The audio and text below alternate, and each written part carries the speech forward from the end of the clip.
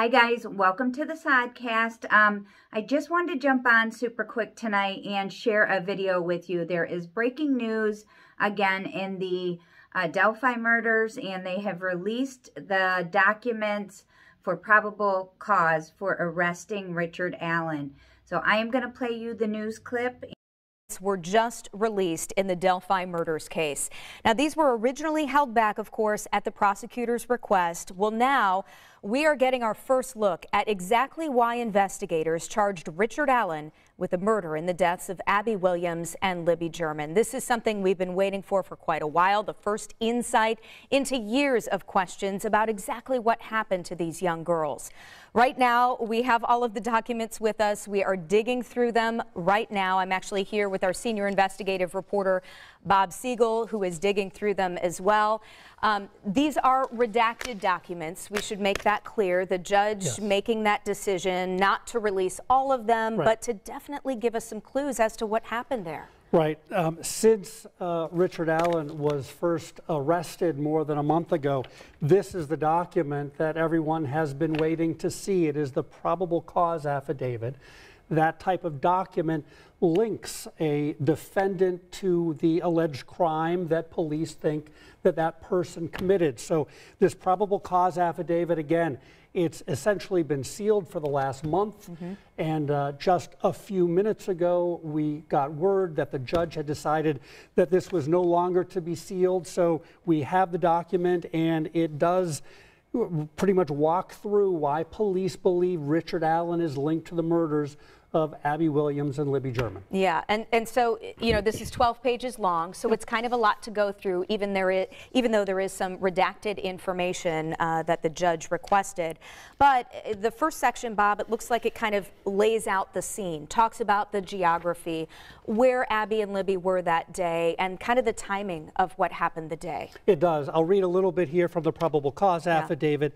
It talks about victim 1 and victim 2, which we are assuming with good cause would be Abby and Libby. They were found deceased in the woods approximately 2/10 of a mile northeast of the Monon High Bridge in Carroll County, and their bodies were located on the north side of the Deer Creek. So this is information that is very consistent with what we have heard before. And then from there, it really gets into who they talked to and some of the witnesses, and then why they think that Richard Allen is linked to these murders. Yeah, it talks a little bit about Richard Allen and his wardrobe and the vehicle that police believe he was driving that day. And of course, we have been seeing the video and at least the images from Libby German's phone for years now of the man police say did this. And this seems to connect it, at least as far as police are concerned. So there is his voice that we have heard before, the voice of the person who they've identified and think was the killer, saying down the hill. So what we see here now in the probable cause affidavit is it says a video from victim 2's phone shows that at 2:13 p.m., and this would have been on February 13th back in 2017, it says victim 1 and victim 2 encountered a male subject on the southeast portion of the Monon High Bridge. The male ordered the girls, quote, guys down the hill. And then it goes on to say that a male subject wearing a dark jacket and jeans was behind her. And for the first time, we're getting information here. It says, as the male subject approaches victims 1 and 2, one of the victims mentions gun. So this is the first time that we're hearing word of a firearm involved here and that we have any evidence of that. And then it goes on, some of the most interesting parts of this probable cause affidavit then go on to talk about the gun involved. It says that investigators received prior tips encountering a tip narrative from an officer who actually interviewed Richard Allen all the way back in 2017. Back then, and I'm going to quote here from the probable cause affidavit, it says, Mr. Allen was on the trail between 13:30 and 15:30. So that's between 1:30 and 2:30 in the afternoon. He parked at the old Farm Bureau building and walked to the New Freedom Bridge. While at the New Freedom Bridge, he saw 3 females. He noted one was smaller and had brown or black hair. He did not remember description, nor did he speak with them. He walked from the Freedom Bridge to the High Bridge. He did not see anyone, although he stated he was watching a stock ticker on his phone as he walked. He stated there were vehicles parked at the High Bridge trailhead, however, did not pay attention to them. He did not take any photos or video. And we then hear later that police here in this probable cause affidavit talked to some individuals who it seems like he described here that he passed walking in the woods, and they described a person who then has the clothing that is described in the probable cause affidavit and the police have released earlier. Right. Police talk about 3 juveniles, 3 young people that say they saw Richard Allen, or they saw a person there who then turns out to match the description of Richard Allen, yes, walking on the trail toward Freedom Bridge. One of the girls, it says in the court documents, described to police the male as, quote, kind of creepy, and advised he was wearing blue jeans, a really light blue jacket. His hair was gray, maybe a little brown. He didn't show his face. She told police, according to court documents, that he was wearing a duck canvas type jacket, advised that she said hi to the man, but he just glared at them.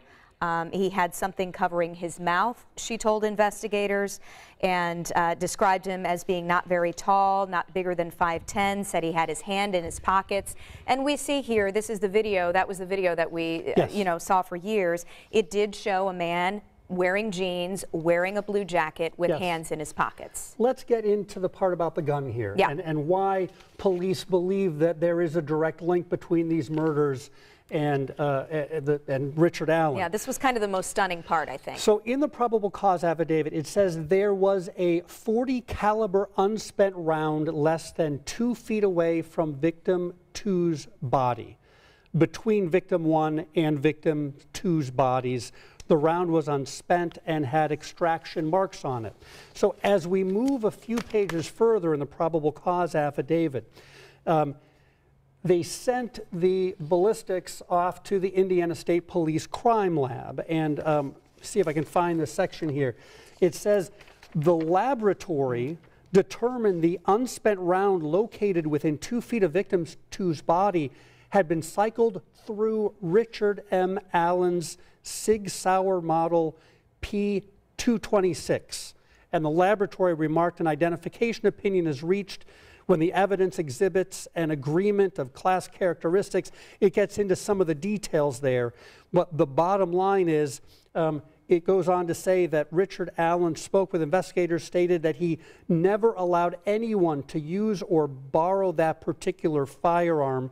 When asked about the unspent bullet, he did not have an explanation of why the bullet was found between the bodies of the victims, and he again admitted he was on the trail, but he denied knowing victim 1 or victim 2 and denied any involvement in their murders. So the idea here that you have a bullet that was specifically matched to his gun found so close to the bodies, that certainly establishes what would be considered probable cause for why police decided they were charging Mr. Allen with 2 counts of murder.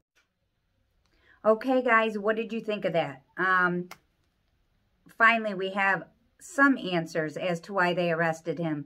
I was so excited when I seen it. I wasn't going to record anymore, but I just can't help myself sometimes. So that is all I have for you. I think it's amazing, and they sounds like they have some good evidence, and hopefully they are gonna throw away the key on this guy, because, you know, I think about those 3 girls that witnessed him there that day and identified him being there that day. They could have been targets, you know. It's just so scary. But that's all I have, guys. I'll see you on my next video. Mwah.